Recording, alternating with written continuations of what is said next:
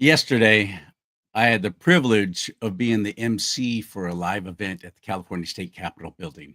It was there on the steps, and it was with some great groups who put this together. Oh, stand by 1 second.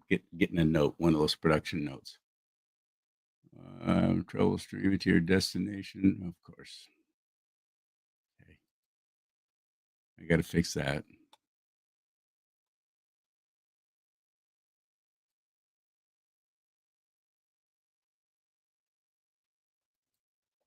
I'm so sorry. Excuse me a second, please.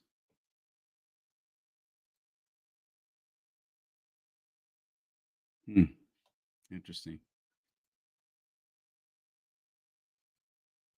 Okay. Let me remove that.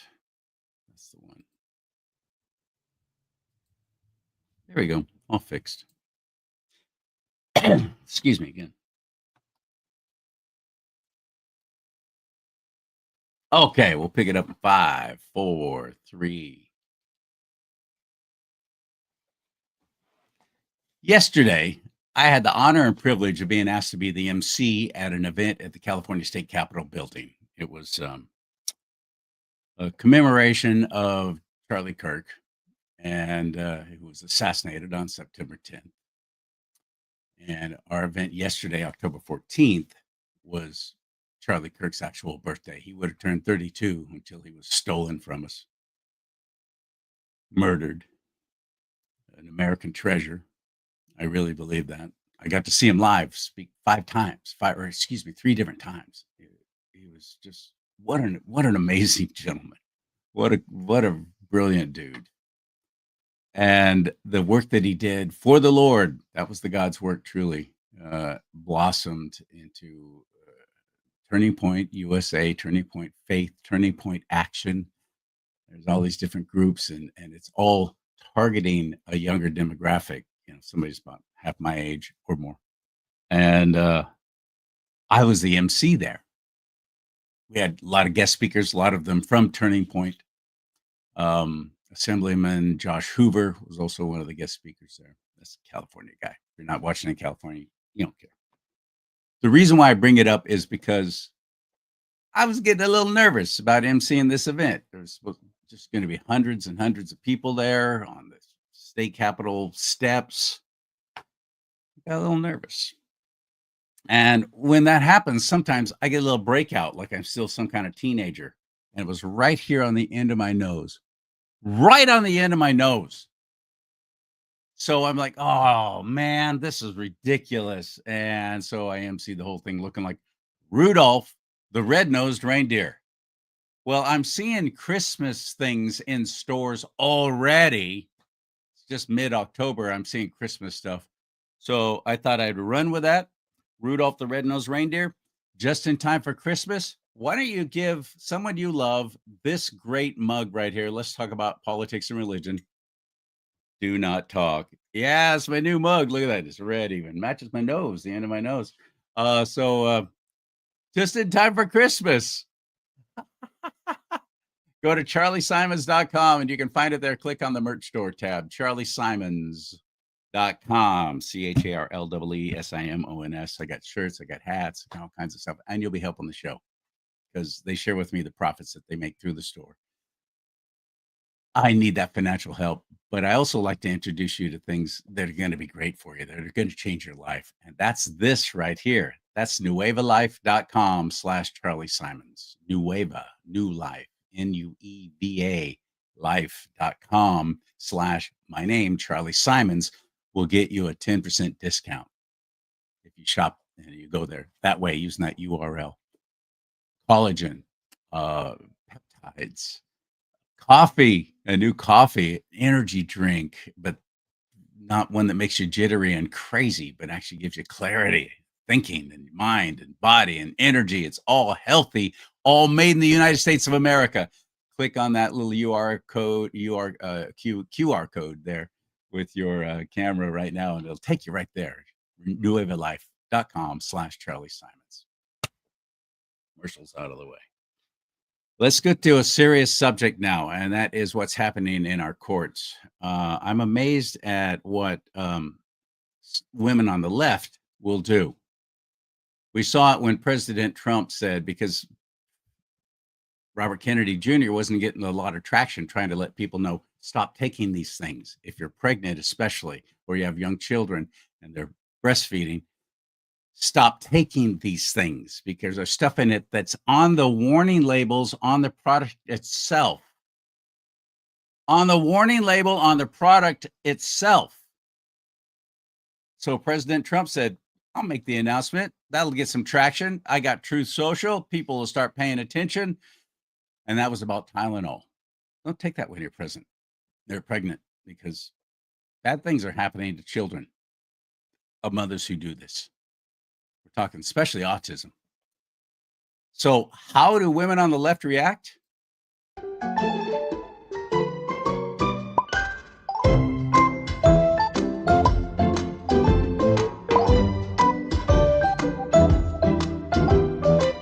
Here's a warning label from Tylenol. There it is.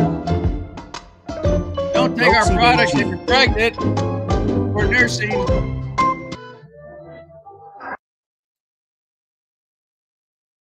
That's how they reacted. It's all over TikTok and all of them. Taking Tylenol just because President Trump said, don't take Tylenol. So I want you to meet a mama bear, a real mama bear, one who said, that's enough. This is insane. This is ridiculous. I'm not buying what the left is pushing on me anymore. Where's the left so ensconced? Well, two places, really. Politicians, most Democrats who are holding public office are attorneys. Attorneys, for the most part, are flaming lefties. The other part is the media. Talk about the left. Man, I know I've been in it my entire adult life, and I've paid the price for speaking out as a conservative, especially a Christian. Lost a job once because of that. Nice 6-figure gig in the San Francisco Bay Area because I said, I'm a Christian now. I got saved. Got saved on Friday. Christ Jesus is my Lord and Savior. They freaked. I wound up losing that job because I took that stand on the air. True story. Speaking of true stories, let's talk about what's happening in the courts with the left, with the media, especially when it comes to targeting children and these family courts. You're about to meet Renata DeMello. We'll just call her Ren. She's got a story you're going to want to hear right now on Do Not Talk. Are you ready? Hit it.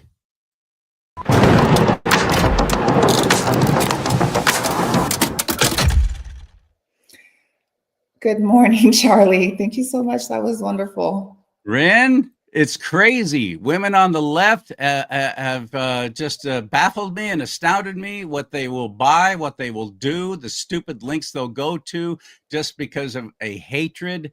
That that Trump derangement syndrome is real.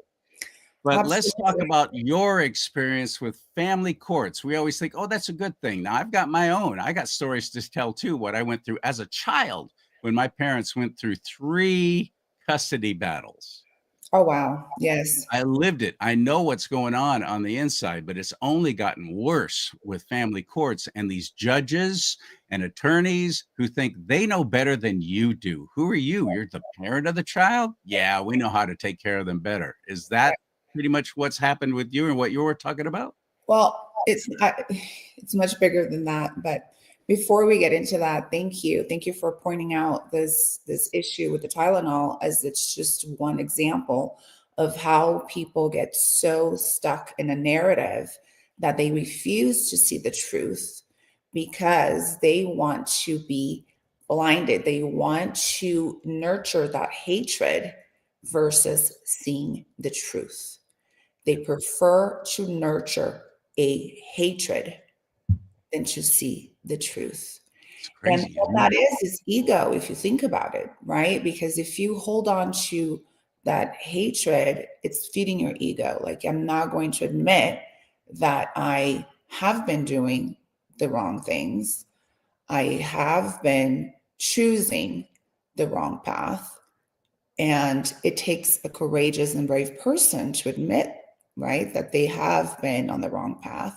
Well, courageous is contagious. And one of my favorite quotes of all time is from Mark Twain, who said, "It's easier to fool people than it is to convince them that they have been fooled." Exactly. Brilliant. Oh my, So yes, true. it is brilliant. That is It brilliant. is ego. You're And I right. see that on a daily basis. I see that on a daily basis. People refuse to admit that they have been on the wrong path. They prefer to hold on to that versus to make a change for the better.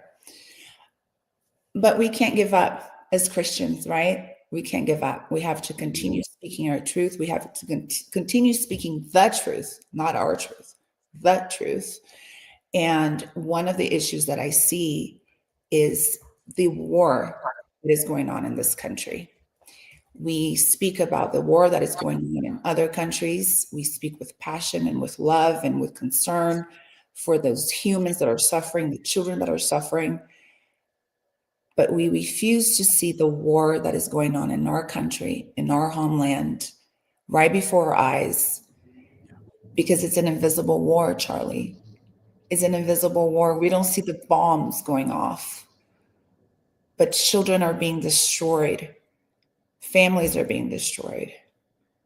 And if we, the people, don't do something about it, I'm concerned what our country is going to look like in 5 to 10 years.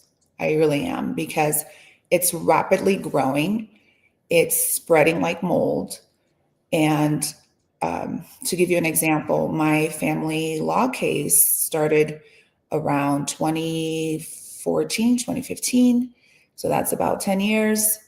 And when I started really understanding the dynamics of what family court really was, which is a system designed for profit, not to protect, but for profit.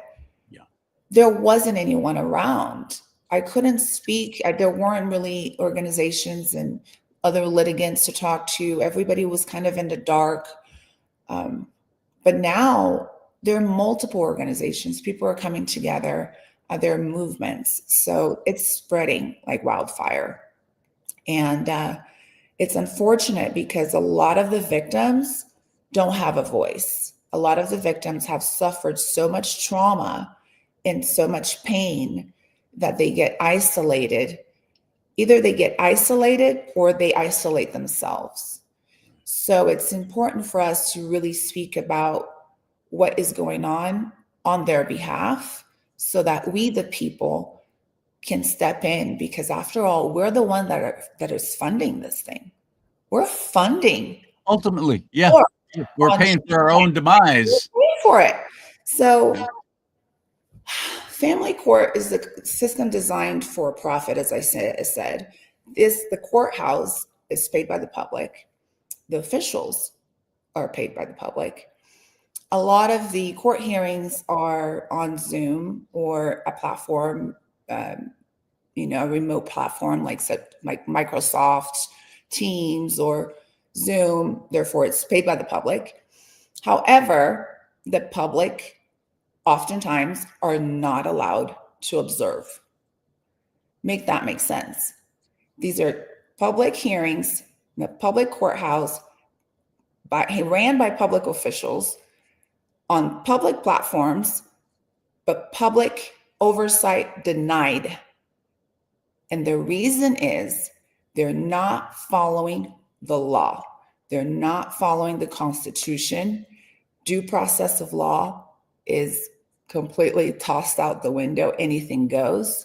The common terminology is kangaroo court, wild, wild west court, and it's baffling. So I'm here to really encourage the public to start observing your local family courts.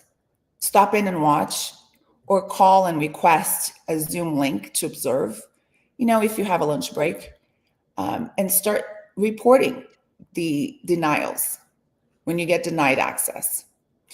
But that's a tough sell. How do we do that? How do we even find out that information? How do we know when the schedules are? It's all online. It's all online. It's all online. Yeah, where do you find that? So if you go in your local courthouse, it'll give you the departments, the family court departments, and it'll give you the phone number. And a lot of times they'll even have the link. They just won't let you access it. So when you click on the link, you just get in there, but they won't allow you in. So you check in, look at the time, and then you report it. Report it to the CJP, to the Bar Association. What's the CJP? The Center for Judicial Excellences. No, the Center for Judicial Department. Oh, CJD then. I thought you said CJP. Can you look up for me, CJP? It's in San Francisco. The main office is in San Francisco. Oh, there you go. So, it's in San Francisco. Mm-hmm. Right. And the DOJ reported to every major branch of oversight because they cannot block transparency. And that's what they're doing. They're in San Francisco. My friend is looking at it.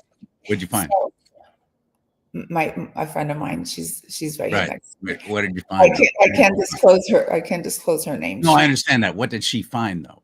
Oh, she's looking at the CJP, the information for CJP. But the CJP reports the judges. That's where you report judges.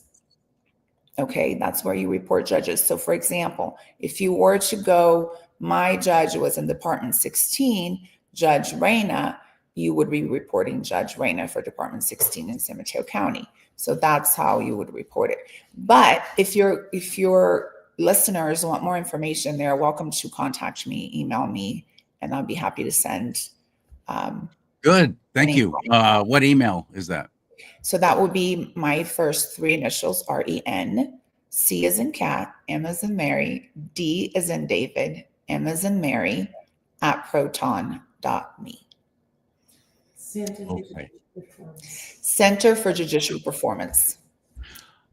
There it is. CJP. Okay. Center for, thank you, whomever that is in the background. Center for Judicial Performance. That's a good thing to know because there's a whole lot of judges and court proceedings I'd love to report. Absolutely. So what happened with you? Tell us your story and with your daughter. I would love to tell you more about that, but I think I'm going to reserve that for another time because I'd love to come back and talk to you once again. But there is a more pressing issue right now that I like to share with you and with your listeners. There is a case going on right now as we speak. A woman in Southern California in San Diego County was taken, which I call it legally kidnapped. She came home from the grocery store with her kids.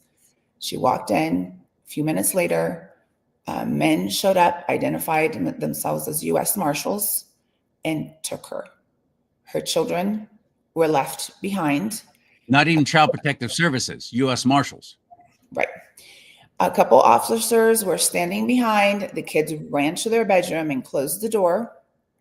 And they immediately called me. The kids called me. And they were panicking, in frantic, just sheer horror, screaming and crying for their mom. And their mom was being taken by U.S. Marshals. Later, I come to find out that they never showed their warrant, that they never showed any type of identification. They had police uniforms, but they didn't have badges. And they didn't have cameras. To my understanding, they should have had some sort of, recording device. Body cam. Yeah. A body cam. Yes, thank you. And she was taken, and she was never served. She was never told that they were looking for her or that they were looking to arrest her. She was never given this information. She was never properly served. Whether she was told or not, it doesn't matter to me because the law states that in order for you to respond to a judicial proceeding, you have to be properly served. She was never served. So, before I go into how she was taken and where she was taken, I want to talk about the kids, okay? The kids were in that room crying and screaming, and I was on the phone with them. I immediately called a cousin of mine who lives in the area and asked her for her and her husband to help. And her husband went to their aid along with a friend of theirs. And that night was one of the most horrific nights I've ever experienced, because I'm here really far, 8 hours away from them, and I couldn't help them. And while the kids were locked in the room, the local police was there, and some of these officers from a different county, because although she lived in San Diego, the case, the family court case is in LA County, so it's a different county than where she lived. She's been living in that county for the past 5 years. So there were officers from the local sheriff's department and and I guess a couple of the officers that were later identified as the child abduction unit from Los Angeles County showed up. And that was So that's why the sheriffs were there. Child what unit? Child abduction unit. Abduction unit. Right. Child abduction unit from LA County. An entire unit dedicated to abducting children, or it's an entire unit dedicated to prosecuting those who abduct children? Thank you. Yes. A little confusing. Really. And which is odd is that there was a prior incident a few months prior, sometime in March, I believe, March of 2025, where these same actors, and I'm going to refer to them as actors because their title is very confusing to me, because when they first showed up at the school, at the children's school, they identified themselves as investigators for the District Attorney's Office of Los Angeles County. They didn't identify themselves as child abduction unit investigators. They identified themselves as investigators for the District Attorney's Office of Los Angeles County. So they showed up at the school sometime in March and said, we're here to take the children back to their dad because their dad now have full physical custody. I'm going to get to that in a second. This is a custody battle thing. Got it. The kids refused to go. They weren't successful. Do you know how old they are, or approximately how old they are? So the oldest child is 15 and the youngest is 10. Well, the one who's 15 is over the age of accountability, which is 14. At least it used to be, because I know this because I finally made the choice. I want to be with my dad. And my brother, who was 15 months younger than me, had to go along where I went along. So I made that choice because I was 14. That's the age of accountability. So how come this boy or girl who was 15 couldn't make that choice? The court is supposed to legally honor that, whatever the child chooses. Yeah, but they're not going to say that, right? They're going to coerce and intimidate and try to push the narrative that they feel fits. They're not going by the law, Charlie. They're not saying, hey, look, this is the situation. Here what the law states. Let's have a meet and confer. It's nothing about the law. Everything that we're seeing, the pattern of behavior that we're seeing does not match what the law states. So if we actually go and look and read and follow the steps, it's not the protocol that we're seeing. It doesn't take an attorney to know. It doesn't take a brain surgeon to know. All you have to do is be literate, look it up, read it, fact checked, right? So these folks show up at the school, the kids refuse to go. Fast forward to September 4th, their mom gets taken to jail. The children get locked up in the room. That was sometime around 6, 7 o'clock at night. If I may interrupt, the mother gets taken to jail for not complying with the custody ruling? According to according to them, that's what it was. Correct. I did not know you could be I had no idea you could be arrested for that. Interesting. Unless they were saying you've kidnapped these children. That's the only way they could do that. this is the thing. They're accusing her of kidnapping the children. They're accusing her of custody interference. Okay. They're accusing her. There were a total of 6 charges, 6 felony charges. One of them got dropped apparently because of the age. They had the incorrect age for the eldest child, the older child that they thought she was 14. They don't even have the facts straight, first of all, when they filed these charges. She was really 15, so they dropped one charge. So now she has 5 felony charges, that alleged 5 felony charges. One of them is kidnapping. But if you actually look at the legal definition of what kidnapping is, the legal definition of kidnapping requires forceful taking. She has never forcefully taken her own children. She's been the sole physical guardian and caregiver of these children for the past 5 years. How can she possibly kidnap her own children? Okay, so back to the kids. Kids were enduring hours and hours on end around approximately, imagine being in sheer terror. Yeah, you said it was like 7 o'clock at night. Right, around 6 to 7, all the way up to 2 in the morning, 2, 3 in the morning. They just stayed in that room, would not come out. No, just screaming. And the U.S. Marshals or the Sheriff's Department, I guess, felt they couldn't bust down the door. Sheriff's Department felt like they couldn't do anything because, this people said that they had a lawful authority, a court order from a different county, where I challenged them. I said, if you have a valid order from LA County, the proper procedure would be for that court to contact San Diego authorities and get jurisdiction and assistance. So who would be picking up the children would be a local CPS, social worker, not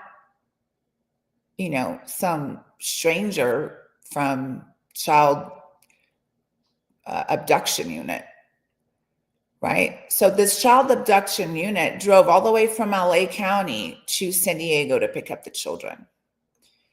And interesting. And the 2 friends that were there to assist in the matter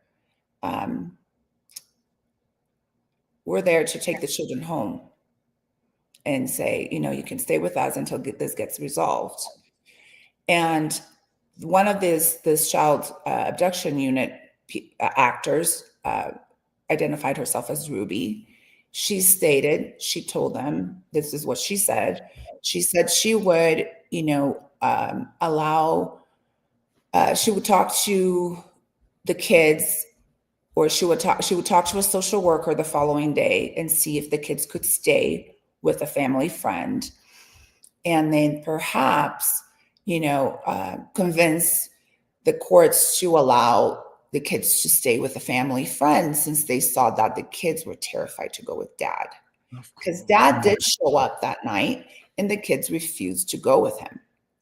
They absolutely refused to go with him.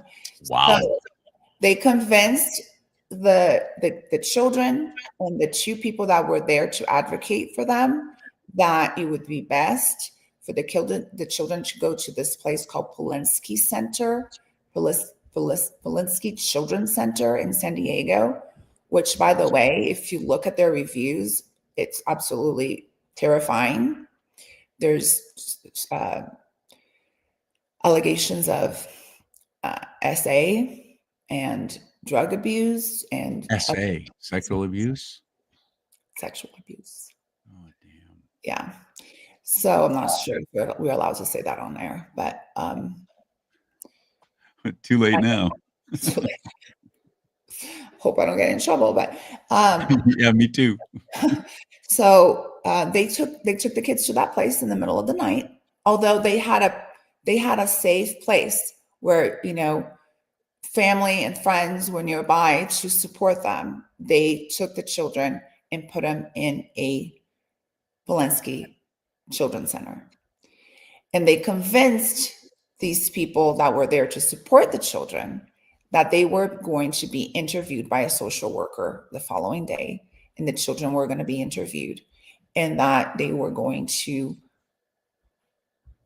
incentivize the court to not have the children go to the dad and to have the children go with the people they felt comfortable with. Well, that never happened. That never happened. That was misleading, which unfortunately, I already knew that was going to happen.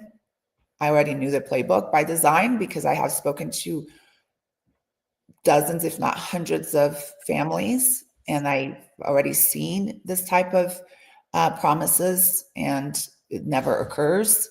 So the motive is to really remove the children from any type of support that they have and isolate them. So it's much easier to do the transition without having anybody nearby. So the children went there that middle of the night. It was a Thursday night. They spent Friday, Saturday, and Sunday there. The children were placed in 2 separate cottages. They were only allowed to see each other, very minimum times during the day. The younger child was completely terrified. Of course. The older one did her best to stay strong for her little brother. And the dad showed up on Monday looking like shining armor. Now, I have to tell you, Charlie, this man is a perpetrator of violence by strangulation. And if you actually look at, studies that have been done on folks that have committed this type of violence, strangulation is one that you have to be extremely, extremely careful with those types of perpetrators, because those are the ones that will commit crimes again against humans, against their partners. So it's very serious. And he committed this crimes against the mother of the children back in sometime in 2020, and he was placed in jail, and there was a $50,000 bond for him to be released, bail to be released, and he spent 24 hours in jail, paid the bail, and she was granted a 3-year protective order based on that incident. And that's when they used to live in LA County, in Santa Clarita area. And that's when she relocated to San Diego County. So I say this because on Monday, when he showed up to pick up the kids, not only did the child abduction unit were well aware that the kids did not want to go with dad, and the social workers were well aware, they, remembered that they did not comply with the promise of interviewing the families, right? That they had promised to interview. Part of it. So the children feel very deceived, very betrayed by police officers. And so we're conditioning our children to not believe in the system, not believe in the people that are meant to protect them. So that's the first layer, right? The children were handed to a perpetrator, a man that has not been there for them for the past 5 years, a man that committed violence towards their mother in front of them, in front of the children. And keep in mind, the children witnessed this 5 years prior. So the oldest was 10 at the time, and the youngest boy was 5 at the time. They both witnessed the horrific things that their mother endured in the hands of the father. And here they are, after watching their mother being dragged by marshals. I'm going to say marshals because it's questionable. U.S. Marshals. They watched their mothers being dragged, and now they're being handed to this man. So now let's go back to the mother. Her name is Giselle Smeal. And I've known this woman for a long time. We actually grew up together. back in my home country in Brazil. We've known each other since we were little. And we were friends throughout our childhood and teenage years. I moved to this country when I was 12 and would go, back home for the holidays, and I would see her and we would spend our summers together, and our lives took different directions. But destiny brought us back together after I had my 3 kids and separated from a very violent man. And we met paths again when she was separating from her from this guy. So let's go back to when she got taken. I immediately called, and as soon as I was able to get things settled down with the kids and figure out where the kids were going and things, I tried to find out where she was being taken. When I discovered that she was being taken to Las Colinas department, or Las Colinas facility in San Diego, I immediately contacted them and placed ADA accommodations.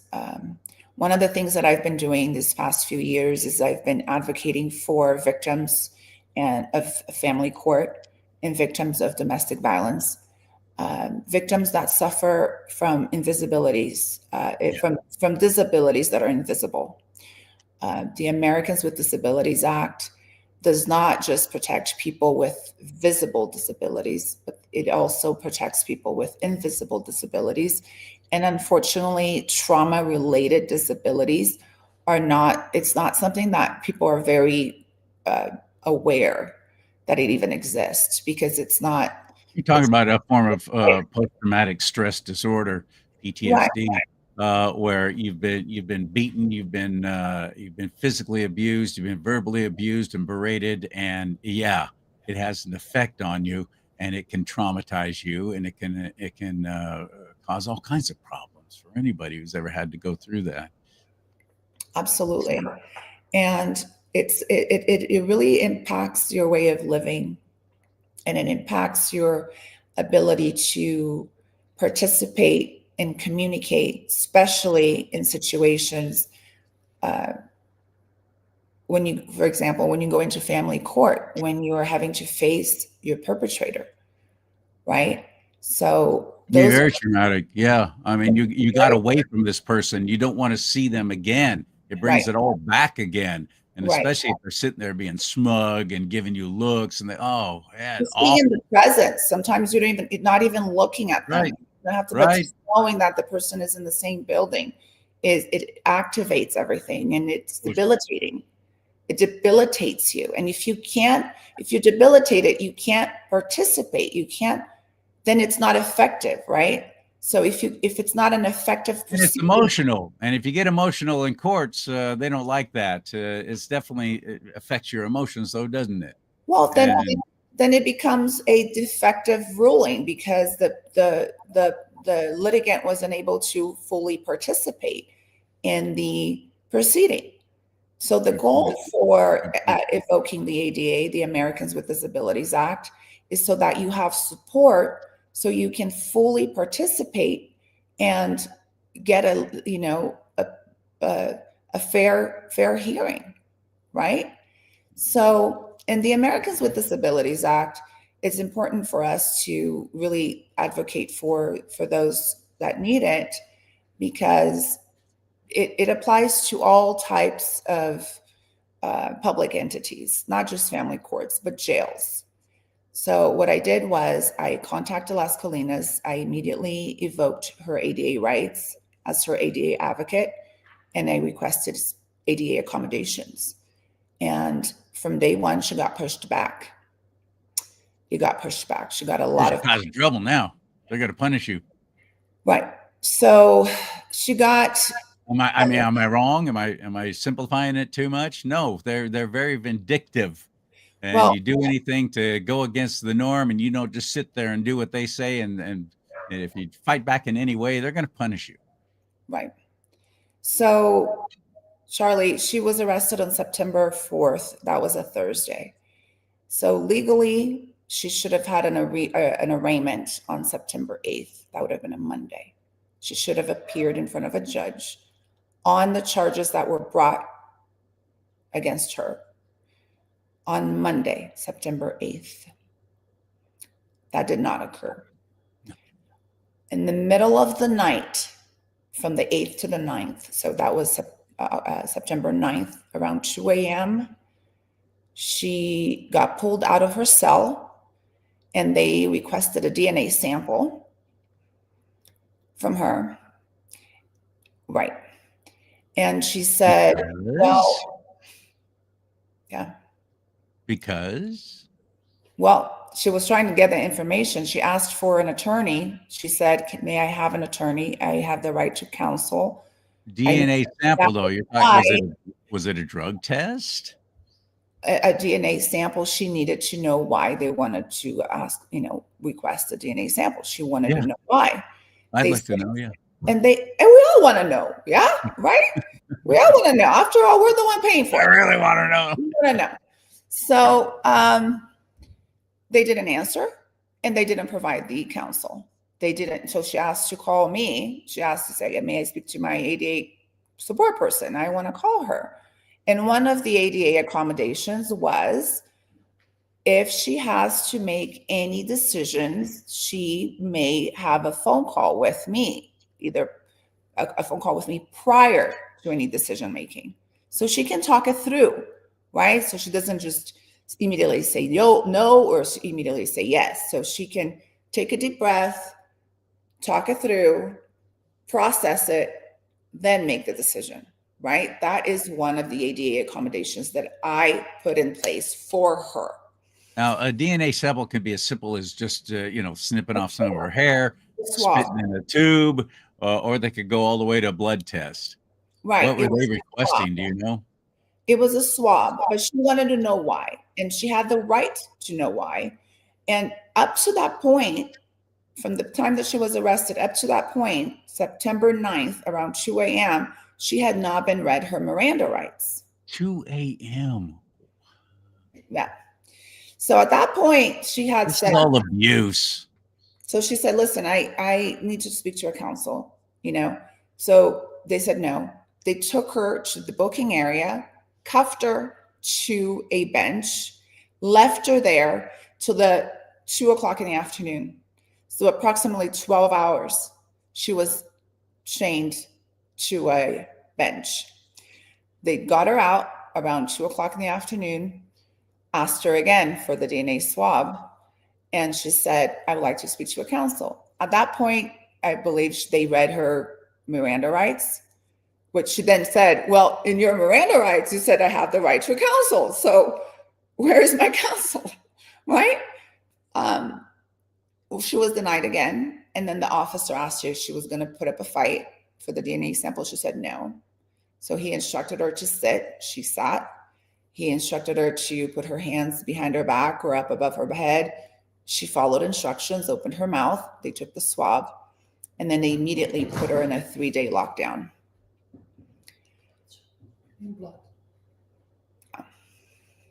And to my understanding, they also did blood work. They put her in a 3-day lockdown. Meanwhile, I'm in constant contact with the jail, with the ADA unit.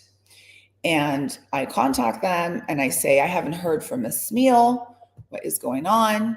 ADA unit replies saying that she's in 3-day lockdown. And I'm like, why? What did she do? This woman is a Christian.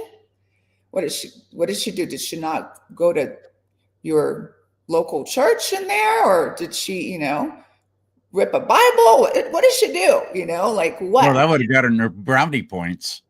Like, what did she do? So she told me she didn't comply with a DNA test. And I said, what do you mean? Let's go back to that, by the way, real quick. I just want to solidify my thinking on this whole, this is nothing but abuse. Why would you requested waking somebody up who's already incarcerated, forcing them to do a swab or a DNA test at 2 a.m.? It's not like they have their laboratory open and 24 hours a day to do this kind of stuff. they couldn't have even gotten anything done or established or into the laboratory to look for whatever they were looking for. I don't know what yet. Do you know what I Until after those office hours are open, there was no reason for them to do it at that time. Is what I'm right, saying. because That really, was abuse right there. So they didn't like her. They flat out didn't like her for whatever reason. But I've been, full disclosure, I've been incarcerated. I know the routine. I know what they go through. I was targeted because of who I was at the time as a radio personality in the San Francisco Bay Area.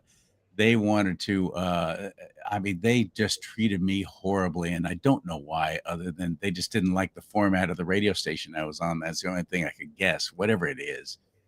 It doesn't matter. I was treated differently. I went through the whole chained on a bench thing. Mine was only 5 hours, not 12, but I was right there next to some dude who was high on PCP, who was trying to reach me because he was going to kill me because the demons told him to. This wow, is what they put me through. They put me in solitary confinement. They put me in isolation and all of this stuff for no other reason than they didn't like me. wow. They didn't like me. So that's why I'm going back to this Like 201. is not in the law, right? There's not anything It's in not the the law. law. That's right. If you do not like, Well, it all started with the two sheriff's deputies who arrested me, and they were already pissed off that I fought back by saying, "Don't push me." They kept pushing me, pushing me to the back of the car, pushing me. And I turned around and said, "Don't push me. I'm already complying. There's no reason for you to do this." That's all it took for them to decide we're going to get this guy because right, he dared to turn around and say that to us. And because I held up my finger and said, "Don't push me," they put in their police report or their arrest report that I attempted to strike one of the deputies. "Don't wow. push me" was turned into I was trying to strike one of the deputies. They lied, and lied. This was San Jose, by the way. So I'm fully familiar with the sheriff's department and how they were operating, at least in the San Jose area of California. This goes back a ways. So I hate that whole time in my life, and I don't talk about it very often. But you Charlie, just triggered a memory in me what I went through with the people who were holding me hostage for something that turned out to be completely wrong and fabricated anyway. So they had to let me go after they put me through the court deal and the whole thing. It was all dismissed. but you know why it's Um, important, go ahead. Charlie, and I'm so happy that you're sharing this, as traumatic as it is and how difficult it is. And I understand that it's so hard for us to share a piece of our stories because it brings us back to that moment. But we have to share this with the public. And a lot of people, and this brings me back to your Tylenol commercial. A lot of people may watch and say, "Oh, well, that's not my problem, right? You must have done something to put you in that situation to begin with." No, we, the public, have to think of it this way, okay? We are the ones funding, paying the salary for these officers, for these Yes. institutions, for these actors to be performing these duties.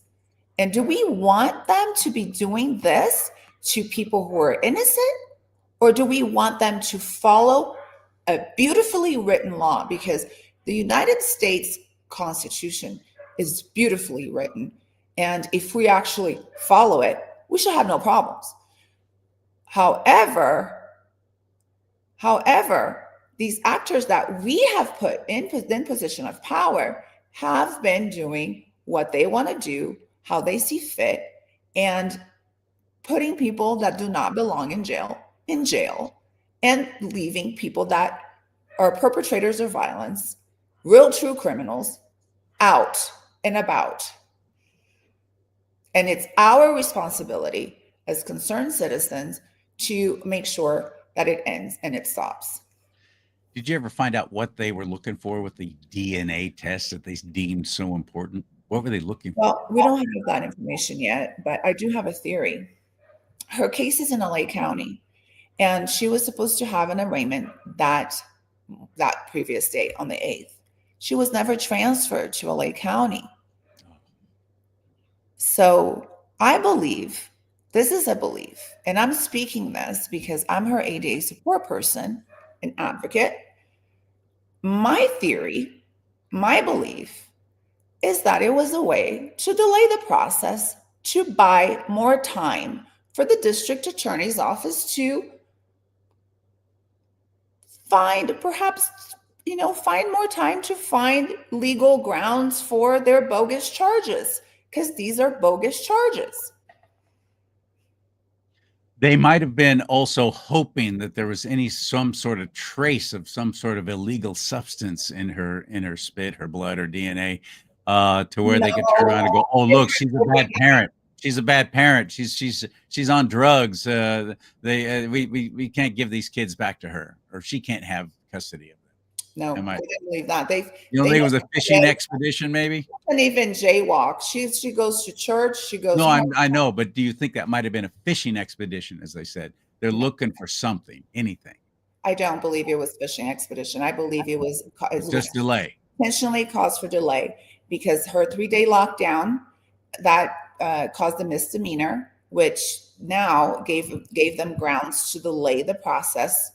Now San Diego County had a misdemeanor charge against her because of that, which I then had to step in as her advocate, contact the local San Diego public defender's office, and show them that her rights were violated, her due process of law was violated, her ADA rights were violated. Therefore, this misdemeanor charge does not have grounds, and they have to dismiss it. And that's exactly what happened. However, that cost her 2 weeks. 2 weeks that you can't buy back. And so, that whole fiasco. That's how you lose your job. Exactly. I've been arrested. I can't really tell you why, because they haven't really made it clear why, but I'm not going to be able to make it to work. How do you're allowed one phone call? Your call is going to be to your boss? Of course not. So I don't know what she does for a living, if she's working or anything like that. But I'm trying to paint a picture here of how this can disrupt your entire life.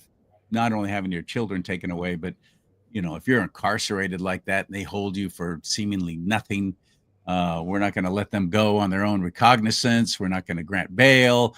They have some kind of a hearing, public not there, and they decide, we're going to keep her for 2 weeks. Why? What has she done? We'll figure that out later. Right. Yeah. She refused to provide DNA samples. She was non-cooperative. No, and no. That is not what happened. You refused her right to counsel. You didn't read her rights to begin with. You didn't provide her a speedy trial, as the right says so, because she was supposed to have an arraignment on September 8th. And they put this DNA test after the deadline for the arraignment, which caused additional delay to her case, the kidnapping charges, the alleged kidnapping charges.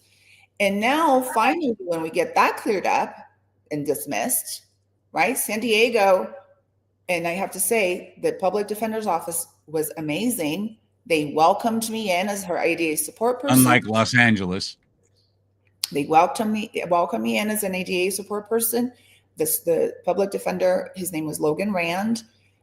He communicated with me frequently. We exchanged emails, phone calls.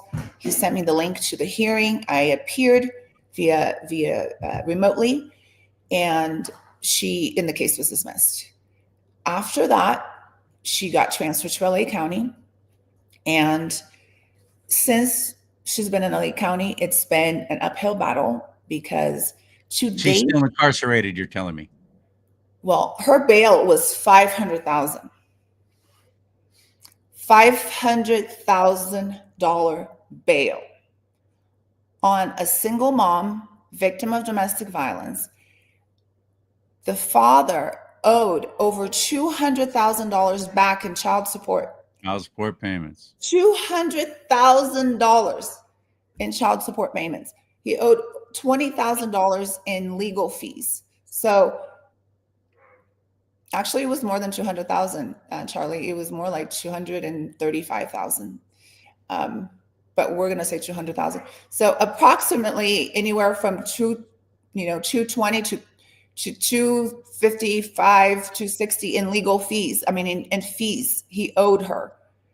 And here she is going to jail on a 500,000 bail.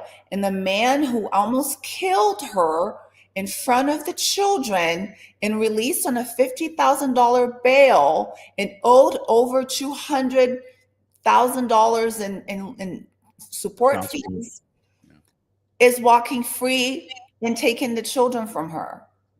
Make sense? Doesn't. And the danger is that they're doing these types of things on a regular basis to protective parents. And I'm not going to say mothers because they are happening to protective parents. Oh yeah. Parents are the oftentimes, as a matter of fact, it's more prevalent with fathers, is my understanding.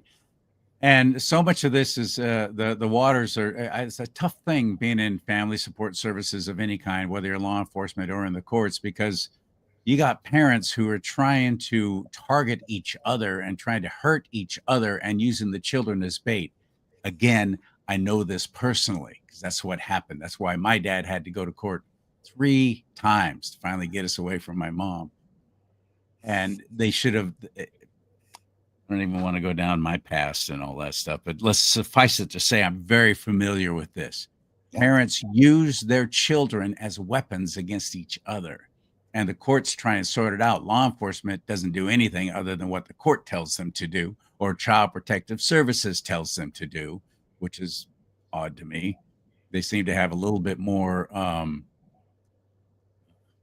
privileges of taking away children than I think they should be allowed. And so many people just say, well, it's all for a good thing anyway. It's all because these children need to be protected. Well, what happens to these children when they're taken away? I know, again, because I saw it happen with my brother and his marriage and his 2 daughters who were put into the foster care system. And it was an abusive situation, and there was more than one problem and incident. It's a horrible thing all the way around. Yeah. There's never any counseling. That's well, I'll tell you what, why don't you 2 just work it out? We'll have some counseling. Please go do this and make this right and think about the children, but they don't. They become a pawn, they become a weapon. And in the court system, they flat don't care. They just really don't. They'll say they do and they'll act like they do, but they really don't because they're getting paid for this, aren't they? Absolutely. CPS, Child Protective Services, they get federal dollars for every kid that they take out of a home. It's all funded, it's all funded. So they have no incentive, but really it shouldn't be about incentives. It should be about doing the right thing and following the law, because that's why laws are written, right? The laws are written meant to be followed. And the reason why they're not followed is because there's no checks and balances. There's no accountability. Who's there to look at it? I mean, who's watching? Right? Who's watching? Who's really checking to see if they're doing what they're doing is truly true and correct? So they can do whatever they want, and nobody's going to do anything because there's no accountability, no checks and balances. However, I think that because the cases are becoming more and more, and it's rapidly spreading, that it's becoming it's an emergency. The public has to just intervene and to do something. We have to, and the reason and how we can do we that. don't know how. We don't know how. We don't know what to do. So we get a case like this, for example, in Giselle DeMello's case.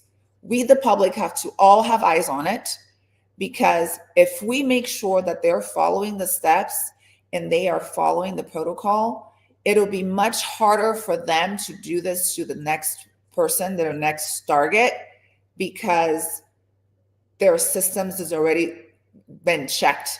They don't like being watched. They don't like being held accountable, do they? It's much harder for them to try to put that done again.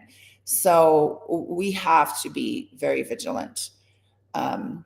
So going back to her case, so she got taken to Los Angeles County on September 18th. She had an arraignment on this particular these particular charges, these 5 felony charges on September 22nd, which she pled no guilt, not guilty. And Can you say what the charges were? They What does never, this supposedly do? to date, Charlie, to date, she has not seen the charges in paper. To date, she's been asking the public defender to please provide her the papers. She wants to see the documentation. She wants to see the complaint. Because you get a felony, that can ruin you for the rest of your life. You don't get to own a firearm. You don't get to vote. You don't get. What's today? October 15th. Yeah. That's been over 40 days. Yeah. And she still hasn't seen the charges. Crazy. This is insane. This is maddening. Maddening. Infuriating. She has not seen one document. One document. So she goes through the arraignment and she has a public defender by her side who is well aware that she has an ADA advocate and that she was transferred from San Diego. And she asked for a reduced bail of, because $500,000 is a little excessive. It's astronomical, right? I mean, that's reserved for serious, Of course, and somebody who's a flight risk. So maybe because she's originally from Brazil, they consider her a flight risk. She's an American citizen. She's been living in this country. She has roots here. She's not a flight risk. And her children are here. So she can't be a flight risk. So anyhow, the district attorney stated in the argument, her argument, I believe it was a she, that bail should not be reduced because Giselle Smil was non-cooperative while incarcerated in San Diego County for a simple DNA test. So the judge slammed the gavel and said, okay, $500,000 bail remains. Therefore, this district attorney omitted the truth and continue with excessive punishment of a $500,000 bail. And the public defender didn't object.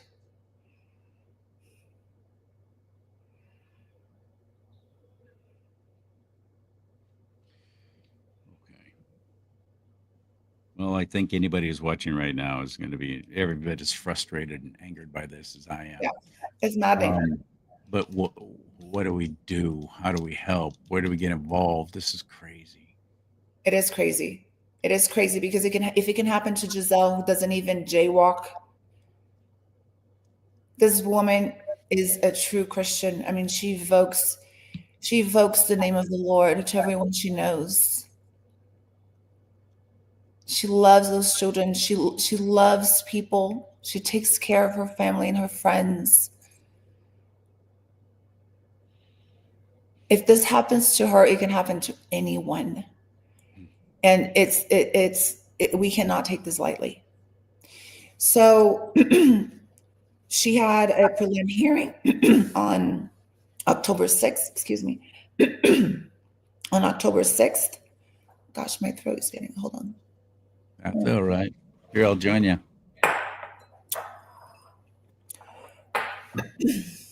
She had a preliminary hearing on October 6th, and she had a different public defender the public defender on that hearing. Public offender. The first one was a public offender. Yeah, this one was too, actually. We should just call her public offender. It was public defender, but that's funny. So she had a different public defender in this hearing, and she had a few people show up to observe the court hearing in person. And her public defender, up to the date of the prelim hearing, had not had any consultations with her. No, what? Yes.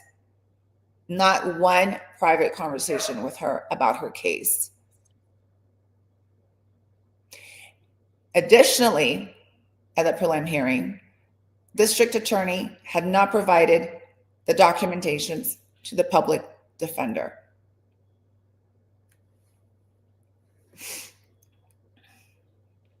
So the prelim hearing basically is the district attorney's, it's, the district attorney has to provide enough evidence and enough arguments to show probable cause.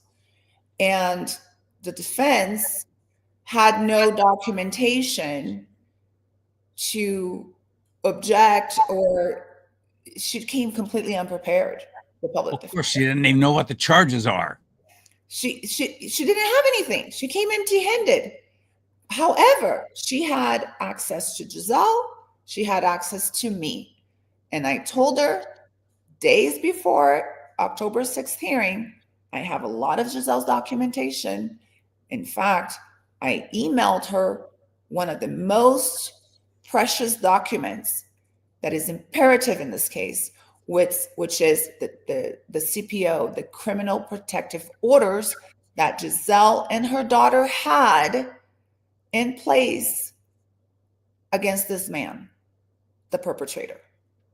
She had initially a protective order for 3 years, and the second one was issued for 10 years. She had a 10-year protective order against this man. So I sent that to her, and it was never submitted into evidence.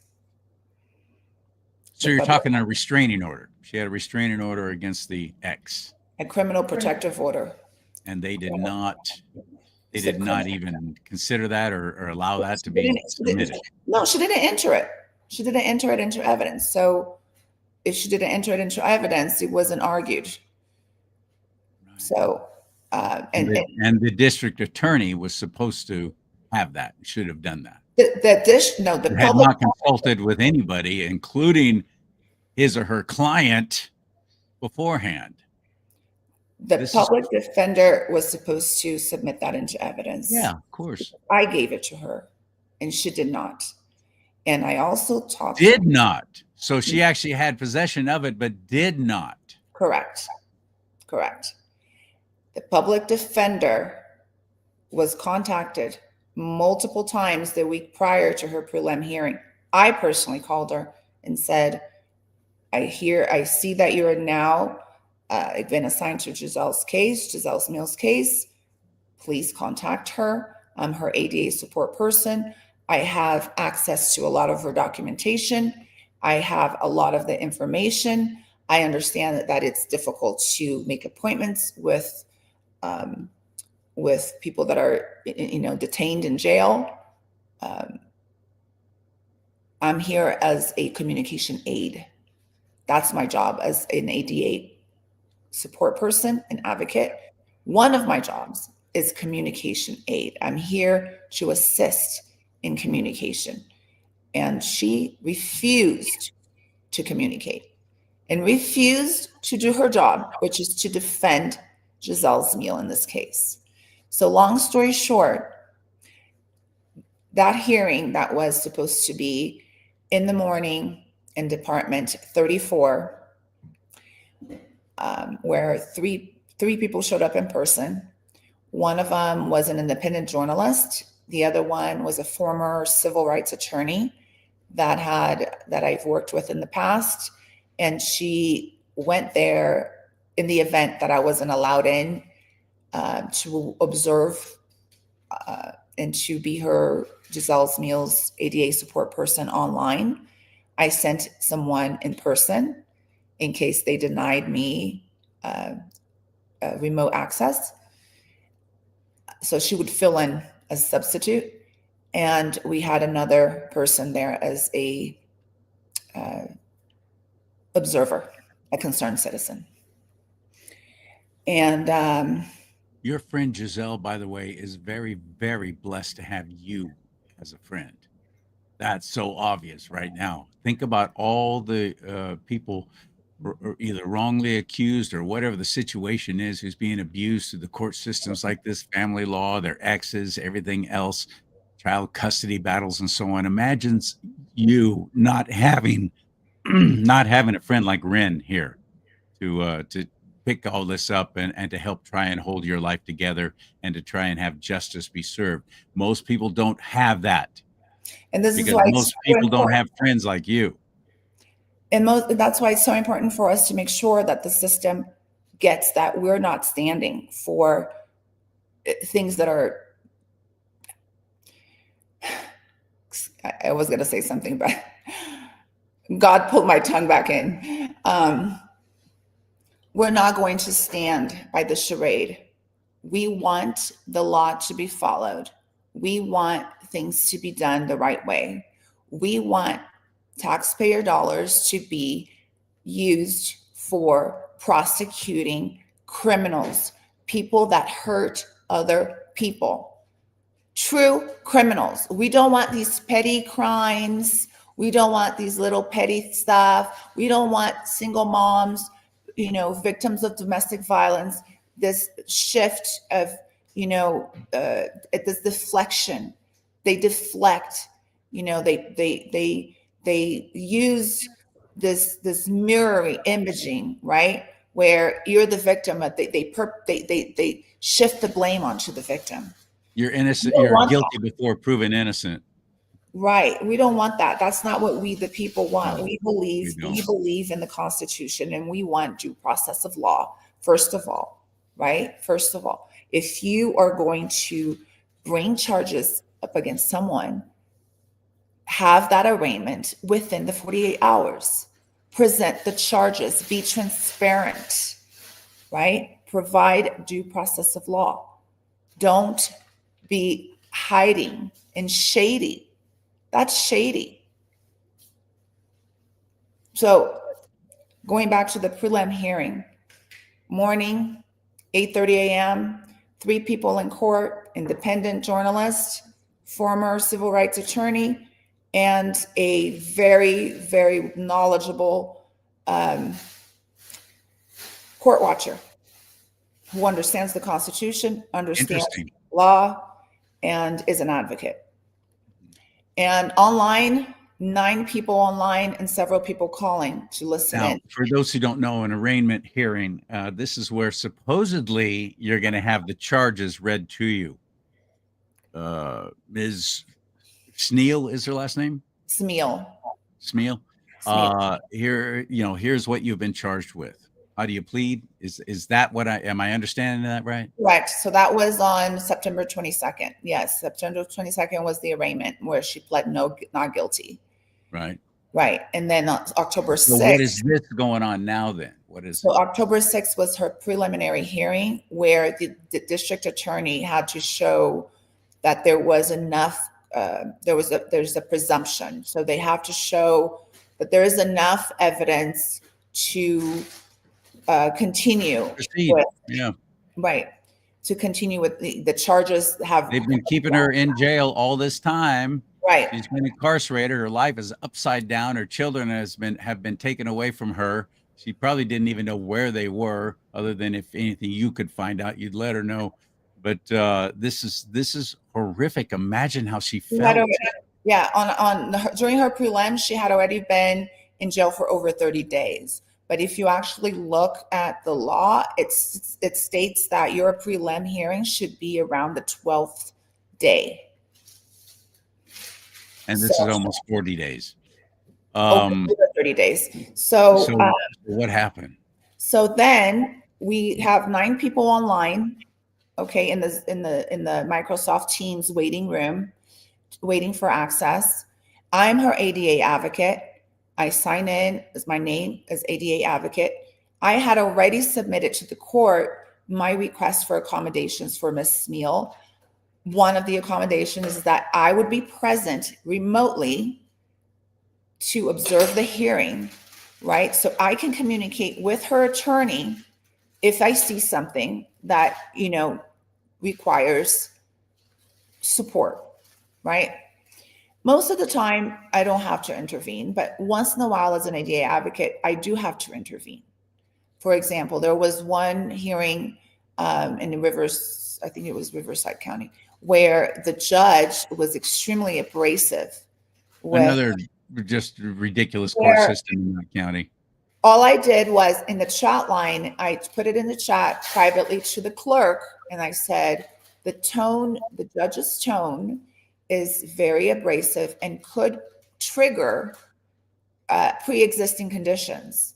So could you please request a 5-minute break and discuss this with the judge?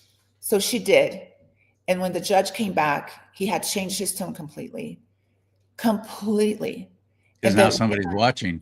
And the hearing went smoothly. She was able to take a break and you know, recompose and get back to her, ground herself for a few minutes.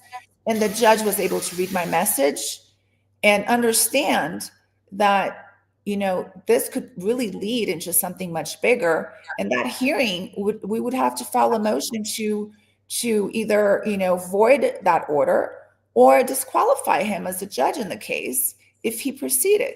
So either A, we follow the Americans with Disabilities Act, which is the federal civil rights law, and we do it right, or we just going to keep, you know, fighting. And we'll do what we need to do in order to get that taken care of and do it the right way. But it could be a long road, and it's going to be a lot more painful for everyone involved if we have to do it that way. So it's much better to do it the right way, the first way around. To paraphrase, hey, judge, quit being a dick. Yeah. This is, and again, imagine if this woman did not have a friend like Renata here, did not have anybody there to help in this case, and she was there all alone, how it would have turned out. So what was the result of this hearing then? What did happen? Well, one of the things that I want to point out that I think is imperative to know, Charlie, is that these people that were watching online, this is a major civil rights violation. They were not allowed.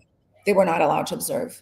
And that is extremely serious because having 9 people sitting there wanting to observe this hearing, and intentionally they did not let these people in because they were having other hearings going on where people were allowed in. So we know that their Microsoft Teams was working. And at one point, I put it in the chat. I'm her ADA support person. I'm waiting for access when we will be allowed in. And the clerk came on and we could hear her voice. And she said, "Oh, we're not having one of those today. We're not having one of those." The ADA advocate, is that what you're saying? She just decided that, did she? She referred to the clerk, not the judge. The clerk. She referred to me as one of those. We're not having one of those. We're not having one of those. So long story short, the whole entire day goes by. She's not being called. She was listed as number 5 on the calendar. The docket. Being called. It is clearly evident, and there's an article. The independent journalist wrote an article on this. By the way, she did a phenomenal job. It was very apparent that our presence there was disturbing to them. It caused a lot of insecurities to the judge, to the clerks, and at the end of the day, they decided to move the hearing to a different department. So instead of being heard in Department 34 with Judge DeWitt, the case ended up being heard with Judge Edward at Department, I believe it was either 127 or 137. But long story short, I believe that was the last hearing of the day. So they intentionally, I believe it was intentional, kept pushing it back. Hearing for the last hour to exhaust everybody that was on wait. Right. You know, yeah. Oh, I'm sorry. Didn't get. I'm sorry you had to drop off because you have a life outside of this. Right, but they also changed. So the people were logged into Department 34 online, waiting to be heard. So they logged in around 8:30 a.m. all the way up to You know lunchtime. what this smacks of? I don't know anything about the ex. I know nothing about it, but it sounds like somebody's doing somebody favors. Because I can't believe that everybody's like dead set against your friend because, well, we just don't like her because she said no to a swab test at 2 a.m. of her mouth while she was in jail after having been traumatized dramatically, saying, "You want to take what? No, why? You don't even Right. have a reason why. No, no." And that I just can't believe that everybody in the entire court system is now going to target Giselle because she dared to say no to that test.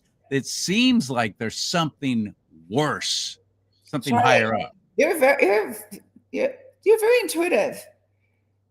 So listen to this. You might find this interesting. He's a private pilot, and one of his clients, I'm not going to say the name, but one of his clients has recently been sentenced, and the public is outraged by his sentencing. I believe it was only 4 years, and he gives people pneumonia. So I'm not going to say the name, but that's one of his clients. So Giselle Smeal's ex That is comes down to a money, pilot, little favor here and there. private pilot. And yeah, so he owes an astronomical amount of money for child support. And I've seen great parents, great fathers, like beating, pounding the pavement to make child support. And they, something happens, they'll lose their job, or, they can't meet that child support payment, and You got to make concessions. kind of build up, and, and they get, and they get into trouble for that. But They'll attach your wages. This guy doesn't get into trouble. Nothing has happened to date on the fact that he owes that type of money. And he flies, a private jet, a G550, which is a very, very fancy private. And they get paid well. They get paid really well. Yeah. So he,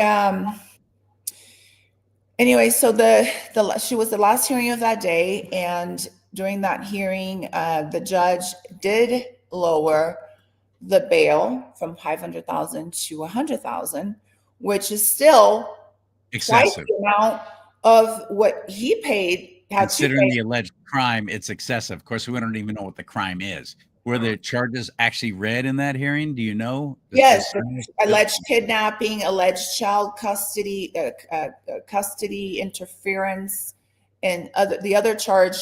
If you actually look at the two charges, the definition of the two charges, the legal definition, it's nearly identical. So they're really double dipping, is what they're doing. And you can find it, right? If you Google Giselle Smeal, if any of your listeners wants to Google Giselle Smeal, they will be able to find. Good, thank you for that. So spell Smeal for us. It's S-M-I-E-L. Okay, good. Giselle, Giselle, Smiel, Giselle Smeal, right? Right. Good. That's a start. Thank you very much. Yeah. So out of all this, if she would have just pleaded guilty, what do you think would have happened? She would have said, yeah, okay, I'm guilty. Let's get this over with. What do you think would have happened? They probably would have said, okay, we're going to let you go and consider this time served. Probably would have been a fine. And there probably would have been some form of probation because these are felonious charges. So there has to be some kind of probation. It could be 1 year community service. You have to check in with your probation officer, 2 years, something like that. Right? If she would have said, okay, I'm guilty. Yeah, I did it. But she didn't. She said, not guilty. Now it complicates things, and she didn't go away quietly. No, she did not. And honestly, Charlie, that's a good question, because I don't know what would have happened if she had said, if she had said guilty. I'm not sure. What I just said. Right. So I'll go with that. But the reality is that to date, she has not even been able to see the complaint, which I find to be horrendous, because how can you file charges against someone in this country. I mean, we're in America. This is America. This is not, you know, it feels like this is so surreal. It is surreal. And I don't know what she does for a living. I don't know how much money she has. Obviously, she's struggling if the child support that was court ordered, obviously, was never paid. She's hurting for cash. And Right. if she could have hired some kind of fancy attorney, could have gone in there, made a few deals, bam, boom, and but $300,000 later in attorney fees. But she doesn't. I don't know. Again, I don't know what she does Yeah, for a no, living. we have a Apparently, goal. if she was given a public defender, that means she does not have the financial resources to hire an attorney of her own, right? Correct. So we started a GoFund for her because it Good. is evident to me that she will need proper counsel, and someone who, really truly advocates for her, Yeah, because that'd be nice. Maybe you I'm not, watching right now, you know somebody. Give your email address one more time right now before we talk about the GoFundMe. What is your email address? Because I'm sure there's some people right now have questions. sure. So my email address is ren.ada.support@proton.me. So ren.ada.support@proton.me. Thank you for that. That's awesome. Thank you for doing this. So, okay, let's talk about the Give, Send, Go, which, by the way, is my favorite way. My favorite crowdfunding site is Christian. They don't tell you, they don't take money away from you if they don't agree with you politically. Give, Send, Go is awesome. So, Oh, really? how do we help? Yes. How do we help there? So we did start a GoFund. It's Oh, GoFund. you went with GoFundMe. I'm sorry. I was talking about Give, Send, Go. My apologies. GoFundMe. I take everything back. They're the ones who take money away. It happened in Canada during the truckers' protests. They were closing accounts. They weren't allowing people to even give. It was all so dirty. Oh, But that's who you went with. So I'm well, sorry. I Take really, everything back. I yeah. hope it works better. I hope it works. Well, GoFundMe. Okay, go ahead. we can have a parallel one going on. If Maybe you should look into we should, we're in givesendgo.com. the beginning stages of this, Charlie. We're Okay, like in the beginning they're of this. better, and they don't take money away. But I don't think GoFundMe would get involved in stepping in that way. So, what's the GoFundMe site? So it's GoFundMe. You have to Google it, but if you put GoFundMe Giselle's Meal, it'll show up. Okay, gotcha. And yeah, it'll show up, and it tells her story, and so that way, it's fully transparent. And we, if there's any questions, people are always welcome to email me as well. There are independent journalists covering the story. We're definitely looking for support from the community, from people that live in the Los Angeles area, if they can attend the hearings. There's one coming up on October 20th on Department 127. If they can appear in person, that would be amazing. They can't keep you out, unlike when you're on that group chat or something. Right. If you're in person, interesting. What a good idea. That's October 20th. Okay. Yeah, they can't push you out. If you can show up in person, that would be amazing. You can communicate with me, and maybe we can coordinate maybe a color, so that way everybody can identify themselves of who's who, and can sit together, or even attempt to appear online. Find out what Giselle's favorite color is and make that the everybody wear that.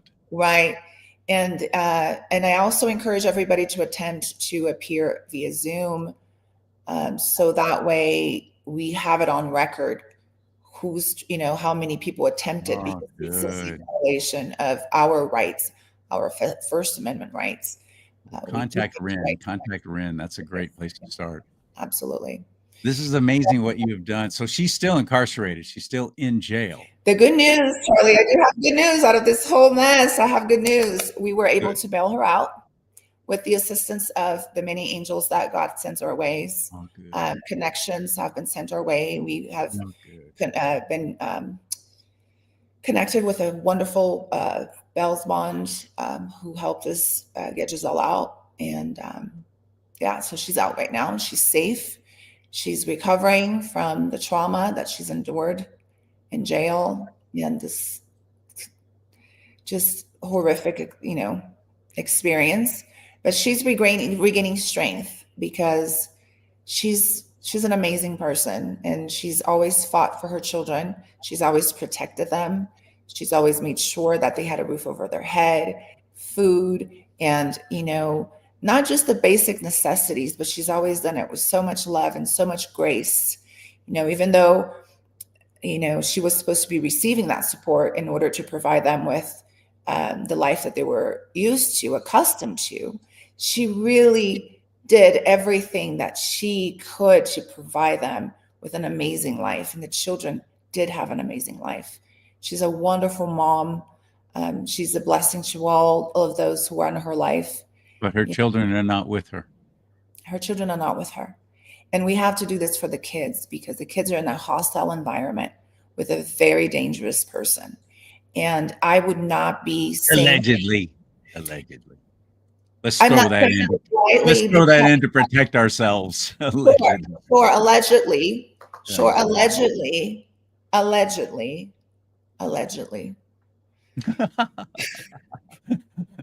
Allegedly. Okay, now we're protected. Goodness gracious. You're awesome. You're a blessing. You are extraordinary. I love what you do. I don't know if this is volunteer or if you're getting paid by the ADA. I don't know. The ADA isn't even a thing. It was just The Americans with Disabilities Act is a thing, and is a very no, it serious. is a thing, but I mean, it's not like an organization or a nonprofit or something. No. The Americans with Disabilities Act is a federal civil rights law. It's black and white. There's no ifs and buts about it. Either you follow it or you don't. And if you don't, you get fined. And what I love about it is that it does not discriminate. It's about making sure that everyone is treated fairly and equally, regardless of what your disability may be, whether it's visual, an obvious disability, or if it's something that you suffer in the dark where nobody knows, right? Only you know. And it's so important to really, and most people don't even know it exists. People don't really understand it. So yeah, I have faith, Charlie, that this case is going to be not only I think Giselle will prevail, but I think this case will cause a ripple effect for many families that are going through this, especially protective parents who are being coerced, intimidated into a corner, and giving up their parental rights and putting their children in harm's way so they can profit, so this system can profit. So if you think about it, really the bigger perpetrator here is not the perpetrator of violence, is the person who is enabling the perpetrator to continue the abuse via litigation. I think this is going to hit home with an awful lot of people, because it definitely has with me. After I shared with you just a small portion of what happened with me in my childhood and the custody battles between my parents, I think this is going to resonate with a lot of folks, and I hope that they will follow through and get in touch with you through your email there, which again was REN dot ADA support at proton.me. Okay, so it's ren.88.support at proton, which is PROTON.me. Right, you got it. Get in touch with her. You're a blessing. Thank you so much. Thank you so much. Oh, she's so lucky that she had you as her childhood friend. Well, I'm lucky to have her. She's a blessing, not just to me, but to many. She's a radiant child of God. I hope to meet her someday, and I hope to have nothing but great news to let everybody know. And I hope you come back on again and keep us up on what's happening, would you? Absolutely. I have many things to talk to you about, Charlie. Yeah. All right, my friend. I enjoyed it very much. Thank you very much. Thank you so much. Thank you. There you go. Thank you for joining me. Thank you for helping sharing these shows. You'll be tremendously helping when you share these shows. Hit the like button right now. And wherever you're watching it, rumble.com/do not talk. Please follow me there. Please follow me on YouTube at Charlie Simons. And again, hit that like button wherever you happen to be watching and share these shows because social media has all but shut me down. At least Meta has. All my Facebook pages have been deleted and my Instagram because I have shows like this. May God bless you and keep you. May God bless America. But most importantly, America bless God.